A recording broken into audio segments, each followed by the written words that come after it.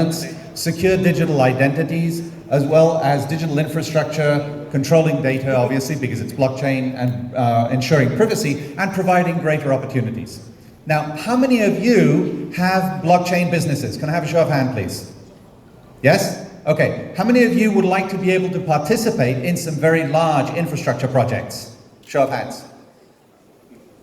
No matter whatever your skill sets you are, because one of the platforms we have with this is an open tender system, which I will come to in a little while. What else is going on with our thing? Okay, this is the list of licenses that we have directly from the government. It's an exclusive license. That's why I say there's no other crypto exchanges like this in the world. There's a lot of exchanges that have passed regulatory approval. This is something else. So what we have is a license for doing blockchain and cryptocurrency. We have a banking license as well for import and export, and all of this will make sense when I show you the next slides. We've also got the ability to do civil engineering in terms of building roads, houses, etc. As you're seeing, this is way more than just one company can handle, which is why I was asking how many of you have businesses, even if you're not in the blockchain space. If you've got construction or engineering or whatever the kind of skills, or friends who have, this is a brilliant project to make them aware of. By the way, we've got some very nice ladies walking around with QR code things. If you want some airdrops, please scan the QR code or come to our booth. We also have a breakout session today at 2 p.m. We've also got the ability to do renewable energy as well, and also all the raw materials that are going to be used in the projects will be on the blockchain, as well as being able to do hotels, casinos, and lotteries, and so on. So as you see, it's a very, very broad license, and it's directly from the Prime Minister's office, as well as the Ministry of Trade, and so on. So where we are right now, we've already got the licenses done, we've got the software done, we're at this point here. What's going to happen, we've already got the foundation set up, which is going to be the custodian for all of the tokens. And this is where I mentioned the consultancy side. For those of you who want to participate in some of the infrastructure projects, including projects related to the One Belt, One Road, that is going to be part of this. So as you see, this is a very, very big and long-term platform. And all of the tendering processes will go through the exchange. As I say, One Belt, One Road. Who's heard of the One Belt, One Road initiative? Show of hands, please. Yep, a few people. Okay, great. What it is a project by China to essentially provide an easy access for all their goods and services to the worldwide market. Right now, it is possible to move your goods from Beijing or anywhere in China to London by train in only 18 days. That is one of the initiatives under the One Belt, One Road. And there's at least 70 countries involved.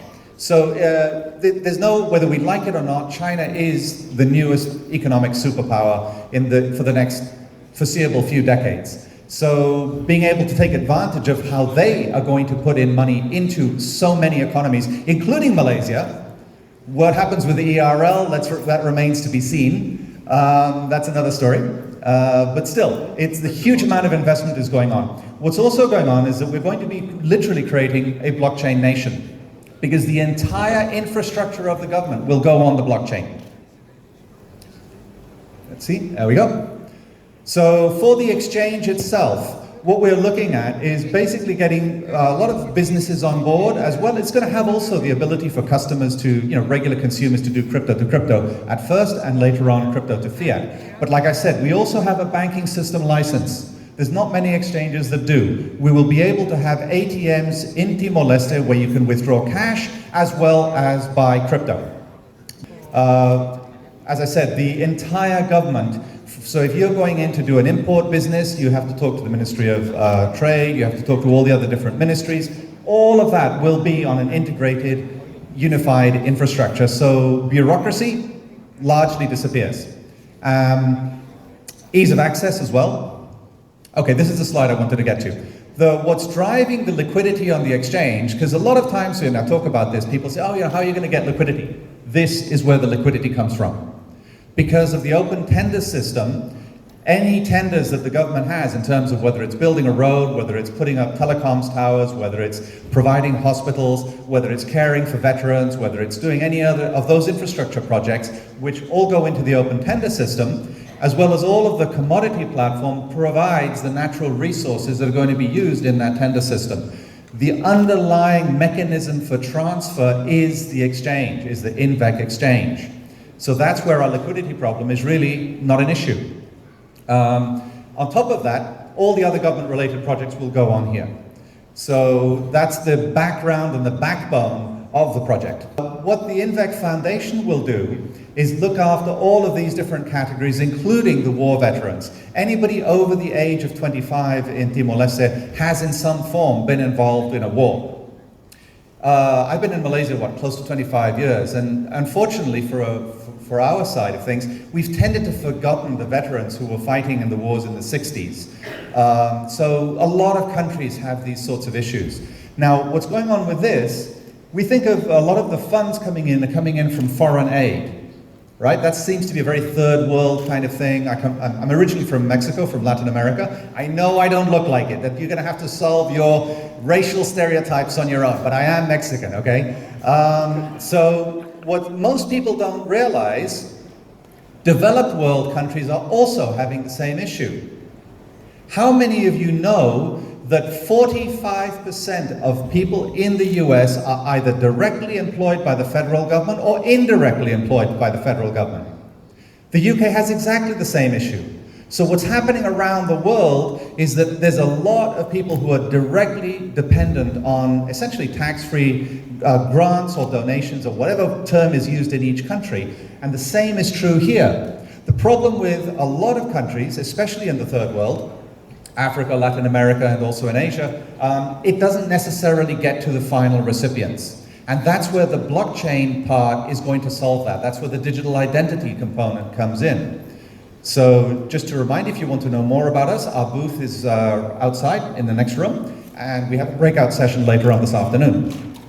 So that's basically the big picture of what the crypto exchange is about. As I mentioned, we're also going to be involved with the One Belt, One Road. So there's going to be a huge amount of projects coming into the exchange.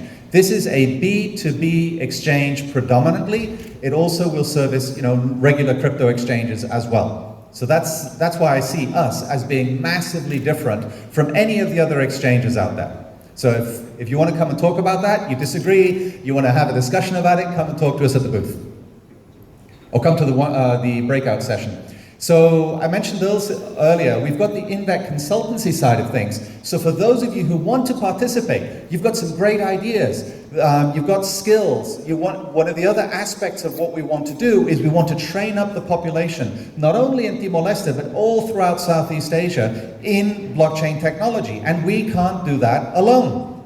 So we need experts like yourselves to come in and take part on that project. This is one of the main targets of this. I'm going to segue a little bit here, as I've got like 5 minutes or so. I personally feel, and people like Jim Rogers agrees with this, the former head of the UN, Kofi Annan, has made similar statements. We're going into a period of change in the world where things like AI, automation is going to create massive disruption in jobs. From my point of view, we're going into a level of change similar to what we had at the beginning of the industrial age, when we went from farming to factories. This is where we are today. So the middle class is largely getting transitioned out to a large extent. The regular jobs like doctors, engineers, etc., those are all going to disappear. To a lot, not completely, but enough. So how many of you, when you were kids, did your parents say, oh, become a lawyer, become a doctor? Show of hands.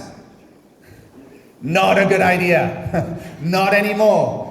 So because blockchain and AI and all of these other technologies, along with the internet, is changing the world as we are living in already. So that's where this is a great opportunity to provide your expertise to not only Timor-Leste, and if we can use that as a center of excellence to spread technology of blockchain throughout Southeast Asia. That's absolutely the goal. Now, longer term, where we're going to go is we can replicate this model with any other developing nation. But right now we have got a fantastic start in Timor-Leste, And that's where we're going to take this and make sure that this works exactly as we've planned. So, as I say, you want to come and visit us at our booth, or come to the breakout session at 2 p.m. And like everybody else here, there's lots of airdrops, so you find the nice ladies with the QR codes, and please do scan the QR code. Okay, I promised I would finish a little early because we've run quite late overall. Thank you very much for your attention, and hope to see you soon. Thank you. Another big round of applause to Mr. Anthony Davie. Please be seated.